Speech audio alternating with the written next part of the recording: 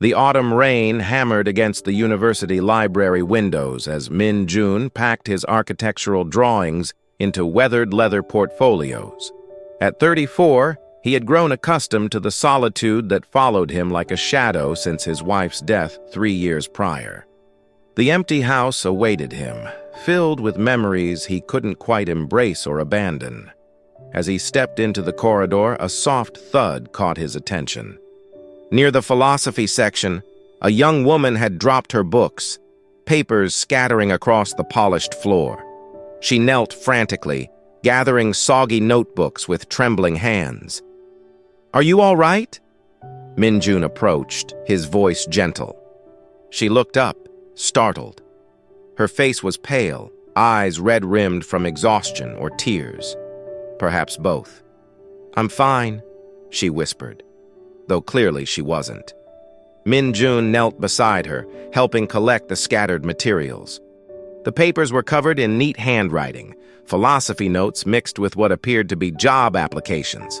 Her worn sneakers had holes, and her jacket was too thin for the weather.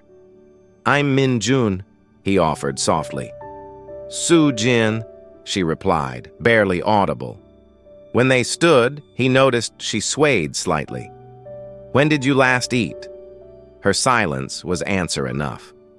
Outside, thunder rolled across Seoul's skyline, and Min-jun made a decision that would change both their lives forever. "There's a cafe nearby. Let me buy you dinner." Soo-jin shook her head. "I couldn't." "Please," Min-jun interrupted gently. "I insist." Something in his tone, perhaps the loneliness that mirrored her own, made her nod. Neither realized this moment would unravel secrets that powerful people had killed to protect, or that their meeting was no accident at all. The small cafe glowed warmly against the storm outside. Min-jun watched Soo-jin eat with the careful restraint of someone who had learned to make little last long.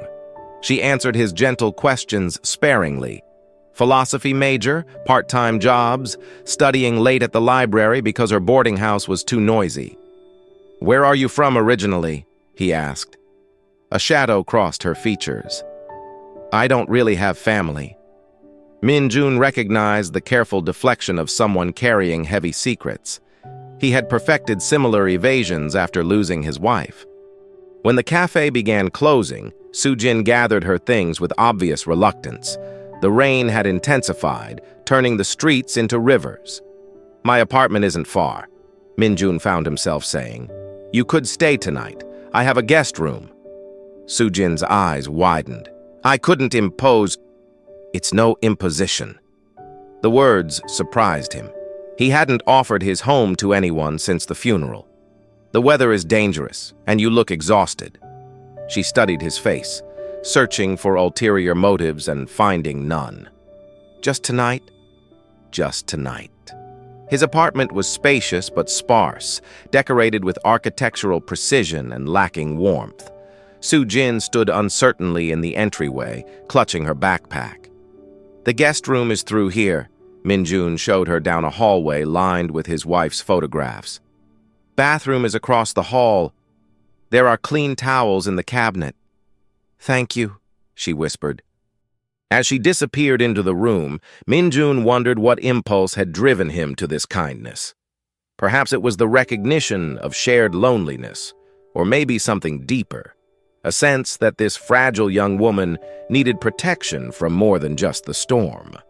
Min-jun woke to unfamiliar sounds, soft footsteps, running water, the gentle clink of dishes. For a moment, he forgot about his unexpected guest and felt a painful echo of mornings when his wife would prepare breakfast while he showered. In the kitchen, he found Soo-jin washing the few dishes he'd left in the sink. She had folded the borrowed blanket neatly and placed it on the counter. "You didn't need to do that," he said softly. She turned, startled. "I wanted to help. You were so kind last night." In the morning light, he could see her more clearly. Despite her worn clothes and tired eyes, there was something refined about her features, an elegance that spoke of better circumstances. "Are you hungry? I could make breakfast." "I should go," she replied quickly. "I have classes." But when she reached for her backpack, Min-jun noticed her hands shaking slightly. "Soo-jin, when did you last have a proper meal, not just convenience store food?" Her silence stretched between them. "Stay for breakfast," he said gently. "Please." As he prepared simple eggs and toast, Soo-jin sat at his kitchen table, looking around the apartment with careful observation. Her eyes lingered on the architectural awards, the expensive furniture, the subtle signs of wealth. "You're successful," she observed quietly. "I've been fortunate," Min-jun replied, setting a plate before her.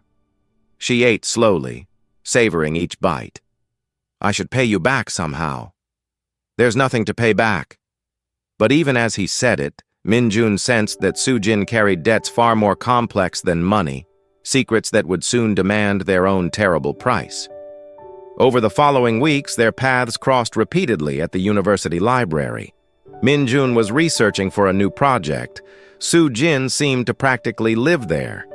Each encounter revealed more concerning details. She was clearly struggling financially, often skipping meals, and her boarding house situation was deteriorating. The landlord raised the rent again, she mentioned one evening as they shared coffee in the library cafe. "I might need to find somewhere else." Min-jun had been thinking about this moment for days. His apartment felt less empty with her brief presence, and something protective had awakened in him. "You could stay with me," he said carefully. "Temporarily, until you find something better." Soo-jin's eyes widened. "I couldn't." "The guest room is just sitting empty. You're quiet, clean, respectful. It would actually help me. The place feels too big sometimes." She studied his face intently. "Why would you do this for a stranger?" "Maybe we're not strangers anymore." The simple truth of it hung between them. Over their library encounters, they had shared small pieces of themselves. His love of architecture, her passion for philosophy, their mutual appreciation for quiet spaces and thoughtful conversation. "I can pay rent," she said finally. "We'll figure something out." That evening, Soo-jin moved her few possessions into Min-jun's guest room. As she unpacked her single suitcase, he noticed how little she owned. A few changes of clothes, textbooks, and a small wooden box she handled with particular care. "Family photos?" he asked gently. "Something like that," she replied, tucking the box into a drawer. Neither mentioned how naturally she seemed to fit into his space or how the apartment felt more like home with her there. The arrangement developed its own quiet rhythm. Min-jun left early for his architectural firm. Soo-jin attended classes and worked part-time at a bookstore. Evenings found them sharing simple dinners and comfortable conversation. Soo-jin proved to be an ideal housemate, considerate, clean, and surprisingly insightful. She asked thoughtful questions about his work and offered perspectives that challenged his thinking. In return, Min-jun found himself genuinely interested in her philosophical studies. "Kant argues that moral actions must be universal," she explained one evening, helping him review plans for a community center. "What if architects applied that principle? Would every building serve the greater good?" "That's an interesting way to think about it," Min-jun replied, studying her animated expression. When she discussed ideas she cared about, her usual reserve melted away, revealing glimpses of a brilliant mind. But questions lingered. Soo-jin never mentioned family, friends, or her past before university. She had no social media presence, no photos, no connections to the outside world. Her part-time job barely covered basic expenses. Yet she sometimes displayed knowledge that suggested a more privileged background. One evening, Min-jun found her reading a financial newspaper with intense concentration. "Interesting article?" he asked. She folded the paper quickly. "Just curious about the economy." But he had glimpsed the headline. Dohan Group heir still missing after 5 years. The name Dohan was synonymous with Korean business royalty, hotels, construction, technology. Their missing heir had been front-page news years ago, though public interest had faded.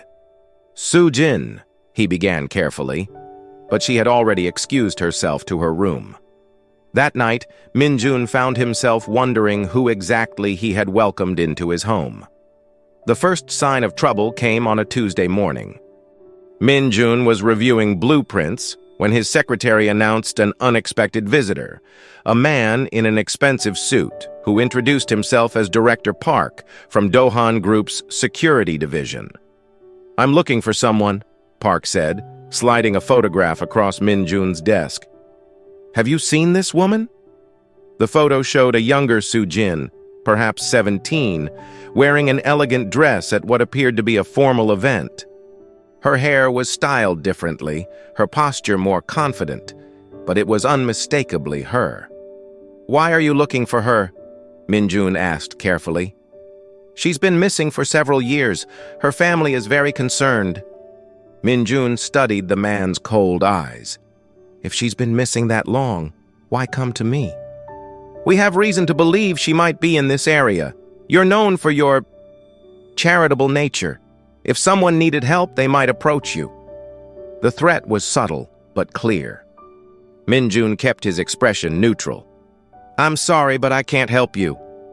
After Park left, Min-jun sat in his office, pieces clicking into place. Soo-jin's careful anonymity, her knowledge of business affairs, the refined way she moved despite her humble circumstances. She wasn't just any struggling student. That evening, he found her in the kitchen, preparing dinner with unusual nervousness. "How was your day?" she asked, not meeting his eyes. "Interesting," he replied. "Someone came by looking for a missing person." Soo-jin's hands stilled on the vegetables she was chopping. "Oh?" "Someone from the Do-han Group."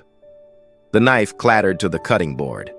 When she turned, her face was pale but resolute. "I can explain," she whispered. Soo-jin sat across from Min-jun at his kitchen table, her hands folded tightly in her lap. The comfortable domesticity of their shared dinners felt suddenly fragile. "My real name is Do-han Soo-jin," she began quietly. "I'm the daughter of Do-han Group's chairman." Min-jun absorbed this revelation, thinking of the business empire that touched nearly every aspect of Korean life. The missing heir. "I ran away when I was 18. Her voice was steady, but her eyes held old pain. "My father had arranged a marriage to consolidate business interests. I was to be traded like a commodity. So you disappeared. I created a new identity, enrolled in university under a false name. I wanted to live as myself, not as someone's asset." She looked up at him. "I never meant to involve you in this." Min-jun reached across the table, covering her hands with his. "How did they find you?" "I don't know. I've been so careful." Fear crept into her voice. "They'll try to take me back. My father, he doesn't accept defiance." "What do you want to do?" The simple question seemed to surprise her. "You're not angry?" "I lied to you." "You protected yourself. There's a difference." Tears gathered in her eyes. "I want to stay here, with you, but I understand if—" "You're not going anywhere," Min-jun said firmly. "This is your home now." Outside, a black sedan had been parked across the street for the past hour, its occupants watching the apartment building with professional patience. "They're already watching," Soo-jin whispered, having noticed the car. Min-jun squeezed her hands. "Then we'll figure this out together." Neither of them saw the telephoto lens capturing their intimate moment through the kitchen window. The pressure began subtly. Min-jun's architectural firm suddenly faced permit delays on major projects. Long-standing clients postponed meetings without explanation. His business partner mentioned concerns from investors about his personal associations. "Someone's applying pressure," Min-jun told Soo-jin over breakfast. "They want me to reconsider harboring you." Soo-jin pushed food around her plate, appetite gone. "I should leave. I'm destroying your life." "My life was already destroyed," Min-jun replied quietly. "You helped me rebuild it." The truth of his words surprised them both. Over the past months, Soo-jin's presence had gradually filled the empty spaces in his apartment and his heart. Her laughter, her thoughtful conversations, her gentle way of caring for him, she had become essential. "There's something else," Soo-jin said hesitantly. "My father didn't just arrange a marriage. The man he chose, he's dangerous. Kang Woo-jin owns half the underground businesses in Seoul. My father needed his protection for some questionable deals." Min-jun felt cold understanding settle over him. "And if you marry him, the alliance is sealed. My father's crimes become untouchable." She met his eyes. "That's why I can never go back. It's not just about my freedom anymore." That evening, Director Park returned to Min-jun's office, this time with a different approach. "Mr. Min, you seem like a reasonable man. Miss Do-han's family is prepared to be generous in exchange for her safe return. She's an adult. She can make her own choices." Park smiled coldly. "Can she? When those choices affect so many others? Your employees, for instance, your business partners.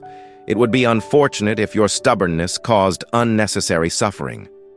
The threat was no longer subtle. That night, Min-jun found Soo-jin on his apartment balcony, staring out at Seoul's glittering skyline. The city that had once promised her freedom now felt like a beautiful prison. "I've been thinking," she said without turning around. "Maybe there's another way." Min-jun joined her at the railing. "What do you mean? What if I wasn't Do-han Soo-jin anymore? Legally, permanently?" He studied her profile in the moonlight. "Marriage. If I married someone else, my father's arrangement would be void. Kang Woo-jin wouldn't get his alliance." She turned to face him. "I know it's not fair to ask. Are you asking?" The question hung between them, loaded with possibility and fear. Over the months they had lived together, their relationship had deepened beyond mere companionship. There were moments, shared glances, accidental touches, conversations that stretched late into the night, when the air between them crackled with unspoken attraction. "I'm asking if you would consider a marriage of convenience," Soo-jin said carefully. "To protect us both." Min-jun was quiet for a long moment. "What if it wasn't just convenience?" Her breath caught. "Min-jun, I care about you, Soo-jin, more than I thought I could care about anyone again." He turned to face her fully. "If we're going to do this, let's do it honestly. I want to marry you because I love you, not just to save you." Tears spilled down her cheeks. "You love me?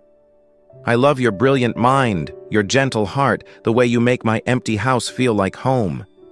He cupped her face gently. "I love you. I love you too," she whispered. Their first kiss was soft, tentative, full of promise and possibility. They married quietly at Seoul's City Hall, with only Min-jun's business partner and his wife as witnesses. Soo-jin wore a simple white dress they had bought that morning. Min-jun chose a navy suit that brought out his eyes. "Do you take this woman to be your lawfully wedded wife?" the officiant asked. "I do," Min-jun replied, his voice steady and sure. "Do you take this man to be your lawfully wedded husband?" Soo-jin looked into Min-jun's eyes, seeing not just protection but genuine love and partnership. "I do." The rings they exchanged were simple gold bands, purchased hastily but worn with sincere intention. When the officiant pronounced them husband and wife, their kiss was brief but meaningful. "It's done," Soo-jin whispered as they signed the marriage certificate. "It's just beginning," Min-jun corrected gently. They celebrated with lunch at a quiet restaurant, their conversation a mixture of practical planning and tentative exploration of their new reality. As husband and wife, they had legal protections, but they also had each other in ways that went beyond mere convenience. "My father will be furious," Soo-jin said, twirling her new ring nervously. "Let him be furious. You're my wife now." The possessiveness in his tone sent warmth through her chest. "Your wife," she repeated, testing the words. "My wife," he confirmed, reaching across the table to take her hand. That afternoon, they filed the marriage certificate with deliberate publicity, ensuring the news would reach Dohan Group quickly. By evening, Min-jun's phone was ringing incessantly. "Let them call," he told Soo-jin as they ignored another incoming call. "We have nothing to hide anymore." But even as they held each other that night, both knew the real battle was just beginning. Chairman Dohan's response was swift and merciless. Within days, Min-jun's architectural firm faced a cascade of problems: permits revoked, contracts canceled, suppliers refusing delivery. The message was clear: cross the Dohan family and your business dies.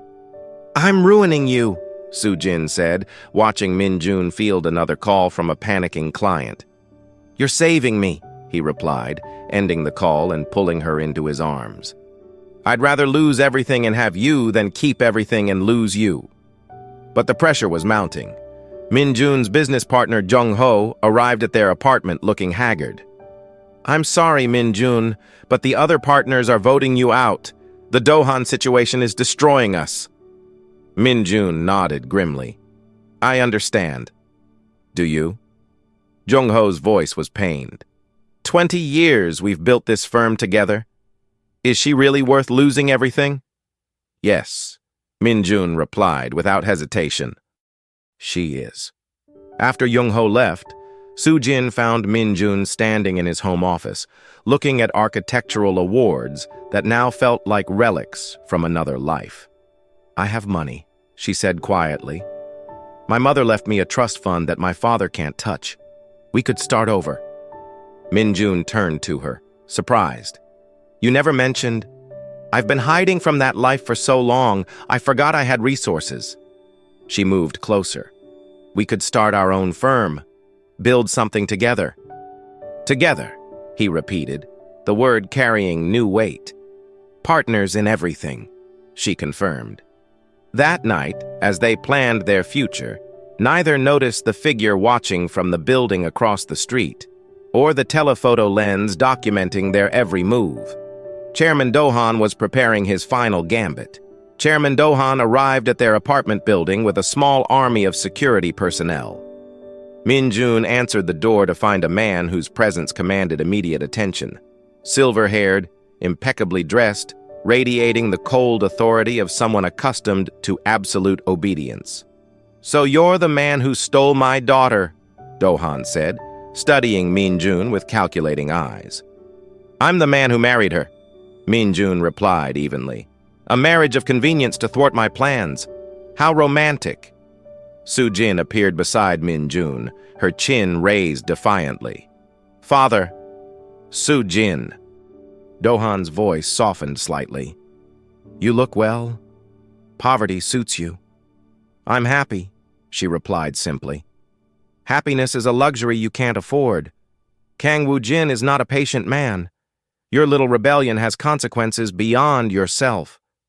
Min-jun stepped protectively closer to Soo-jin. "She's made her choice." "Has she told you about her mother?" Dohan asked, his smile sharp. "How she died in that car accident? Such a tragedy.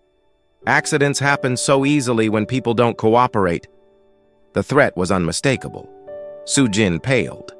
"You wouldn't—" "I've built an empire by doing what's necessary. Don't test my resolve." Dohan's gaze shifted to Min-jun. "You have 24 hours to annul this marriage and return my daughter. Refuse, and I'll destroy everything you care about. Your business, your reputation, your life." "And if we run?" Min-jun asked. "There's nowhere you can hide that I won't find you." Dohan turned to leave, then paused. "Soo-jin, you were raised to understand duty. Don't let your selfishness destroy innocent people." After he left, Soo-jin collapsed into Min-jun's arms, trembling. "He killed my mother. I always suspected, but hearing him admit it—" "We'll figure this out," Min-jun promised, though he wasn't sure how. That night, Soo-jin sat by the window, watching the city lights blur through her tears. Min-jun found her there as dawn approached, still awake, still wrestling with impossible choices. "I have to go back," she said quietly. "No." Min-jun knelt beside her chair. We'll find another way." "What other way? He'll destroy you, destroy everyone around us. How many people have to suffer for my freedom? How many people will suffer if you go back, if you enable his crimes?" Soo-jin looked at him with eyes full of love and desperation.